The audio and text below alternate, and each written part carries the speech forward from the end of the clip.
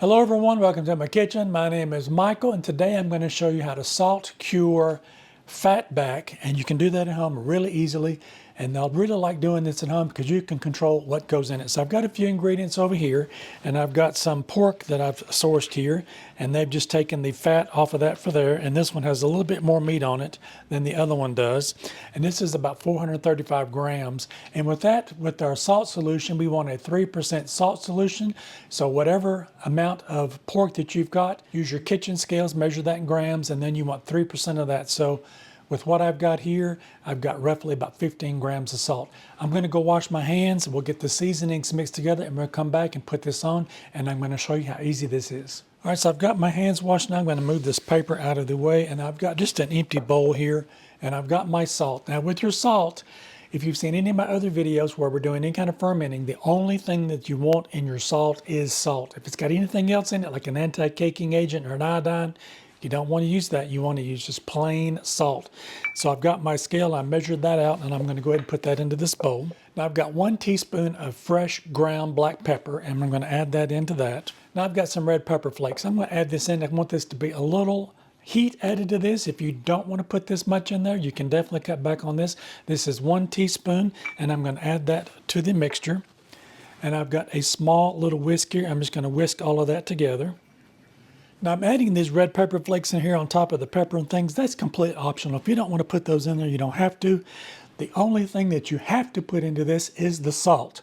And whatever the amount that you have of your pork, you want to make sure that you get 3% of that. So if you don't want the pepper in it, you don't have to put that in it, or you can put a little bit less in there. I'm going to put this and make this. I've got just a little bit of heat to this. So when I cook it, it's going to add a little bit of heat to whatever we're cooking. So that's mixed together really well. I'm going to bring the pork back over here now, the pork fat, and I'm just going to kind of sprinkle this over the top really lightly on this side, and then I'm going to come in with this piece here as well. I'm going to take this hand and I'm going to come in and give that a good pat in there so that gets into that pork fat and starts pulling that moisture out, because that's what's going to cure this, is this salt that's in here. I'm going to take this and turn this over. I'm going to do the same thing to the other side. Now with this, I'm just going to keep this hand because I've already got it dirty. And I'm going to go ahead and sprinkle this on this side here. All right, I'm going to go ahead now with this hand, and I'm going to go ahead and pat that into that. Now I'm going to be using all of this seasoning that I've got on this. So I just kind of go sparingly with it at the beginning so that I make sure that I get it evenly distributed out, and go ahead and get that patted in on that side as well. Now I've got it turned over again. I'm going to go ahead and put the rest of this on the back pieces here. All right, so I've got both sides covered now with my seasonings. I'm going to bring this rack over here, and I've got just a rimmed baking sheet here with a little bit of a rack on top of it so that it fits on there nicely. I'm going to go ahead and pick this up here and put this on the rack like that. I don't want that sitting in the moisture, so that when the salt starts pulling that moisture out of that pork, the moisture will go into this tray here, and it won't be swimming into the bottom of that pork. So that's what we're going to do with that. I'm going to take any remaining seasoning that I got here, and let's sprinkle that over the top. I'm going to go wash my hands, and I'll be right back. All right, I've got everything on my tray now. I'm going to put it in the refrigerator just like this, and every day I'm going to come in and flip the pork over, and that way it gets aerated on both sides. It's going to get that evenly because it's on this rack that I've got this on here. I'm going to turn it every day, and you want this to be about 7 to 10 days before this is finally cured.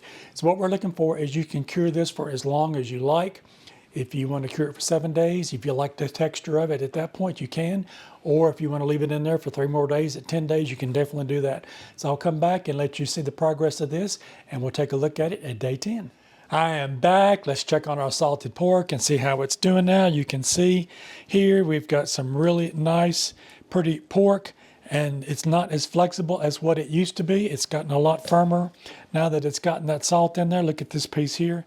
So this looks really good. It's done exactly what it was supposed to do. Those spices are in there. I can't wait to cut into this and put this in some of my beans or some of my soups and stews. This is going to be absolutely delicious.